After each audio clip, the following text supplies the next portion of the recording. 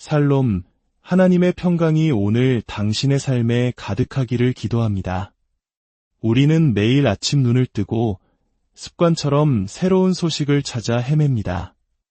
스마트폰을 켜고 밤사이 세상에 어떤 새로운 일들이 일어났는지 확인하죠. 왜 우리는 이토록 새로운 것에 목말라 할까요? 그것은 아마도 가장 오래된 인간의 본능, 즉 새로움에 대한 갈증일 것입니다.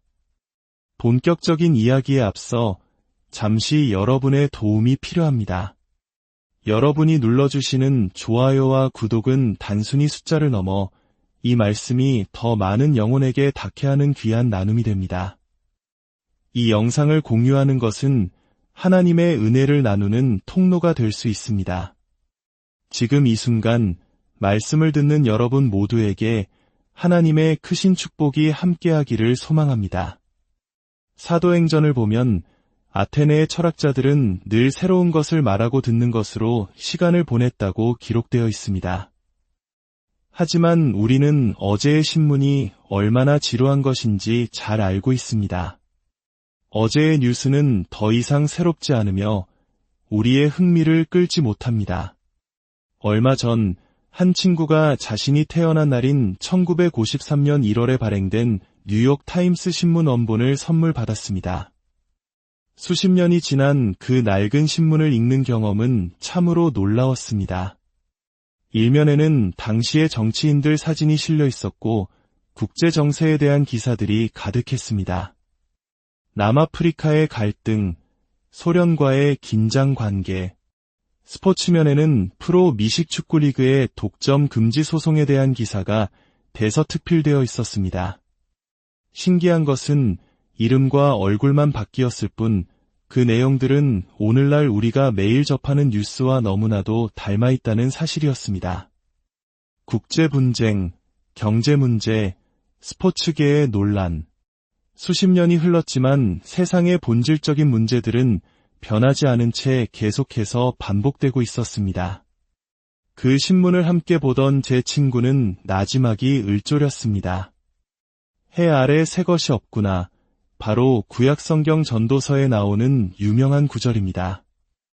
오늘 우리는 전도서 한 장 4절의 말씀을 깊이 묵상해 보고자 합니다. 한 세대는 가고 한 세대는 오대 땅은 영원히 있도다. 해는 뜨고 해는 지대에 그 떴던 곳으로 빨리 돌아가고 바람은 남으로 불다가 북으로 돌아가며 이리 돌며 저리 돌아 바람은 그 불던 곳으로 돌아가고 모든 강물은 다 바다로 흐르되 바다를 채우지 못하며 강물은 어느 곳으로 흐르든지 그리로 연하여 흐르느니라. 모든 만물이 피곤하다는 것을 사람이 말로 다 말할 수는 없나니 눈은 보아도 족함이 없고 귀는 들어도 가득 차지 아니하도다.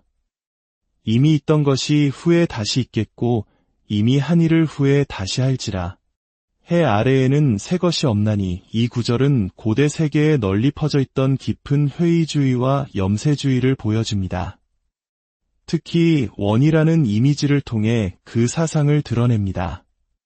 이것은 고대 이집트나 이스라엘뿐만 아니라 서구 문명에 큰 영향을 미친 고대 그리스 철학에서도 발견됩니다.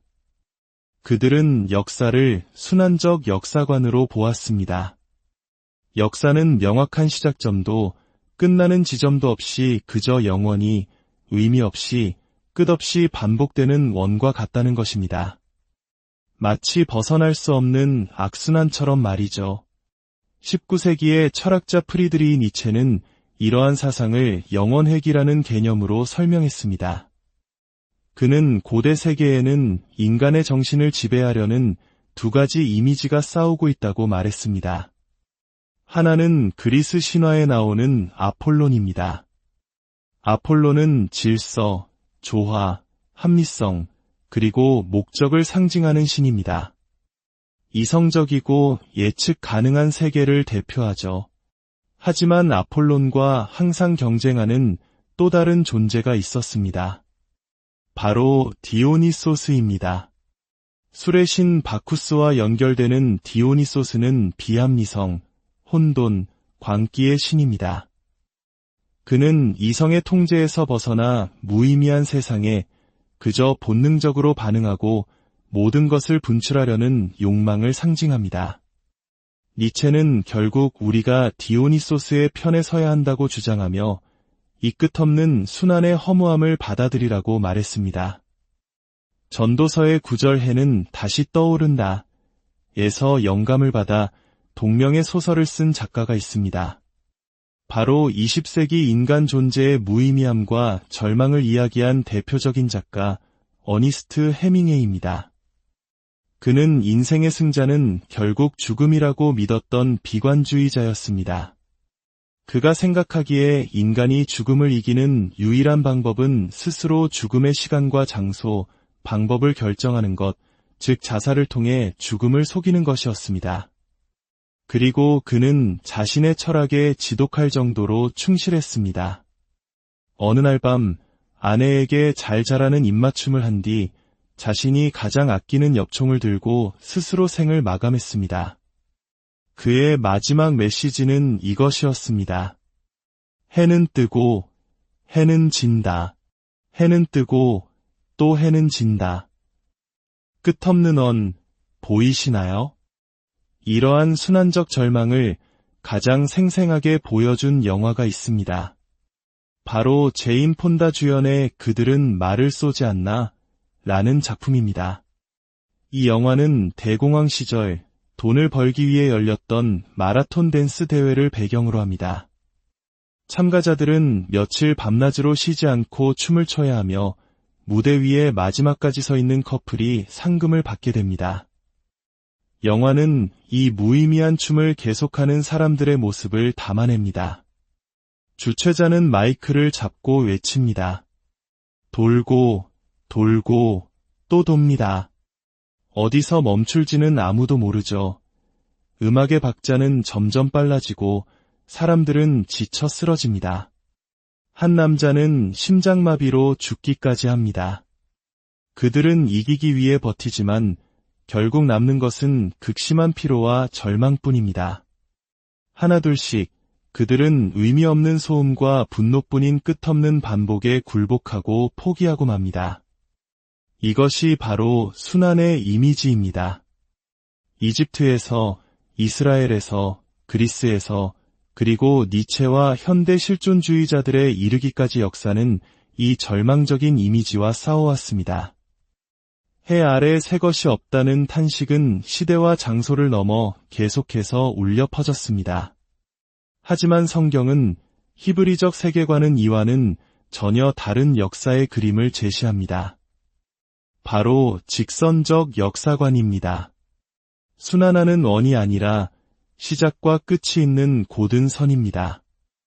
구약 성경의 가장 첫 문장은 이 모든 허무주의와 정면으로 충돌하며 선포합니다. 태초에 하나님이 천지를 창조하시니라. 이 창조라는 개념이야말로 허무주의에 대한 가장 강력한 답변입니다. 이 세상과 인간의 삶이 혼돈 속에서 우연히 시작된 것이 아니라 초월적이고 영원하신 하나님의 목적 있는 행동으로 시작되었다는 위대한 선언이기 때문입니다.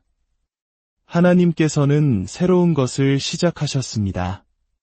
그분은 세상을 창조하시고 붙드시며 역사의 주관자로서 모든 것을 정해진 목적지를 향해 이끌고 계십니다. 바로 당신의 인생이 정해진 목적지를 향해 나아가고 있는 것처럼 말입니다. 기독교 신앙과 세속적 인본주의 사이의 근본적인 싸움은 바로 이 원과 선의 대립에 있습니다. 어떤 현대 철학자는 현대인을 이렇게 정의했습니다. 인간은 거대한 우주기계의 톱니바퀴 위에 앉아있는 다 자란 세균과 같다. 그리고 이 기계는 결국 파멸할 운명이다. 참으로 절망적인 정의가 아닐 수 없습니다. 저는 우리가 둘 중 하나를 선택해야만 한다고 굳게 믿습니다. 완전한 유신론을 받아들이거나 아니면 철저한 허무주의를 받아들이거나 그 중간에 있는 어정쩡한 태도는 지적인 도피에 불과합니다. 세속적 인본주의의 어리석음을 생각해 보십시오. 그들은 한편으로는 인간이 아무런 내재적 존엄성이나 영원한 목적 없이 진흙에서 우연히 생겨난 존재이며 결국 소멸이라는 심연을 향해 나아가고 있다고 가르칩니다. 인간 존재의 두 기둥인 기원과 운명 모두를 철저히 무의미한 것으로 정의하는 것입니다. 그런데 놀랍게도 그들은 바로 그 두 무의미한 기둥 사이에서 인권과 인간의 존엄성을 외칩니다.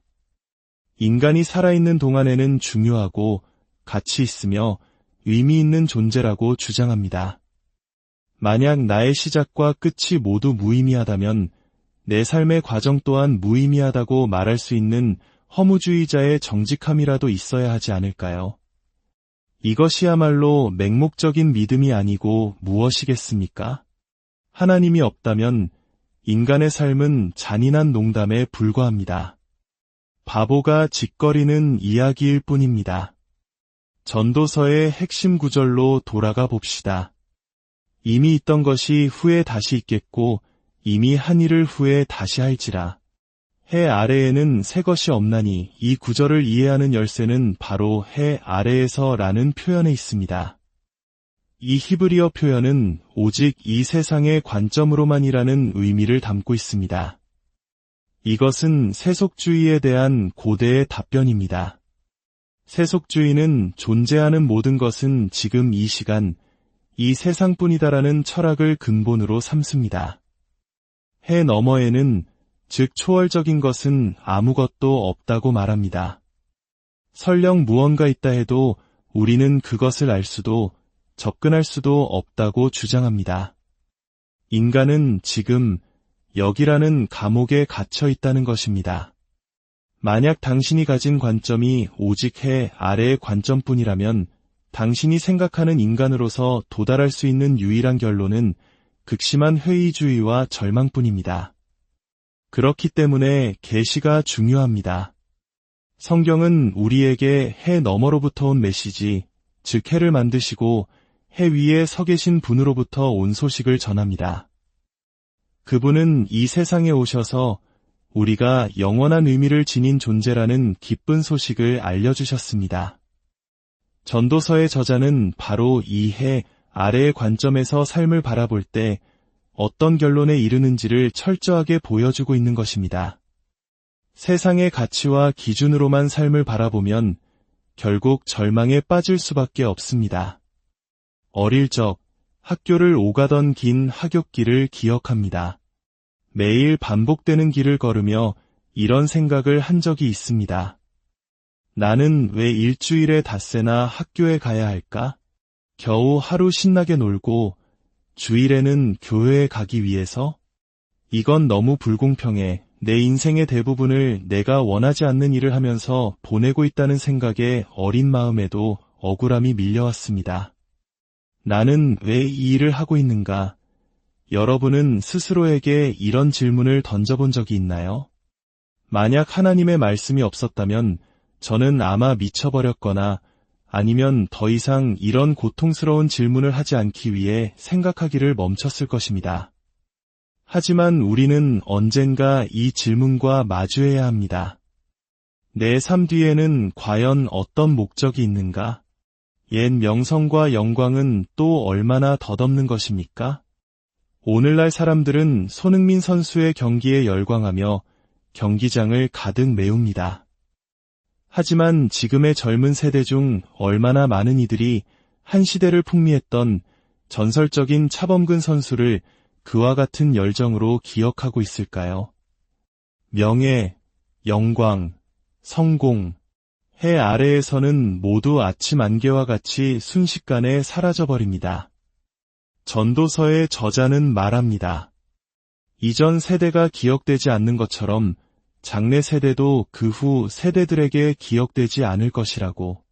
그는 왕으로서 해 아래에서 행해지는 모든 일을 지혜로 탐구했습니다. 그리고 결론을 내립니다. 내가 해 아래에서 행하는 모든 일을 본즉 다 헛되어 바람을 잡으려는 것과 같도다. 바람을 잡으려는 것, 이 얼마나 아름답고도 절망적인 비유입니까? 하지만 이것이 이야기의 끝이 아닙니다. 우리는 아직 대안적인 관점, 즉 전도자가 궁극적으로 제시할 완전한 유신론적 관점을 살펴보지 않았습니다. 전도서는 절망의 책이 아닙니다. 오히려 하나님 없는 삶이 얼마나 공허한지를 보여줌으로써 우리를 하나님과 함께하는 충만한 삶으로 인도하는 위대한 초대장입니다. 우리가 조금만 인내심을 갖고 따라간다면 전도자는 곧 다른 관점을 제시하기 시작할 것입니다. 그 이야기는 다음 시간에 계속 이어가도록 하겠습니다. 오늘 말씀을 통해 해 아래의 헛됨을 넘어 해 위에 계신 하나님의 영원한 목적을 발견하는 은혜가 있기를 기도합니다. 당신의 삶이 무의미한 원을 맴도는 것이 아니라 하나님의 영광이라는 분명한 목적지를 향해 나아가는 축복의 여정이 되기를 소망합니다. 주님의 평안과 지혜가 당신과 당신의 가정에 늘 함께 하시기를 축원합니다. 이 메시지가 당신의 마음에 울림을 주었다면 이 위로가 필요한 다른 이들에게도 닿을 수 있도록 공유해 주십시오. 당신의 나눔을 통해 하나님의 사랑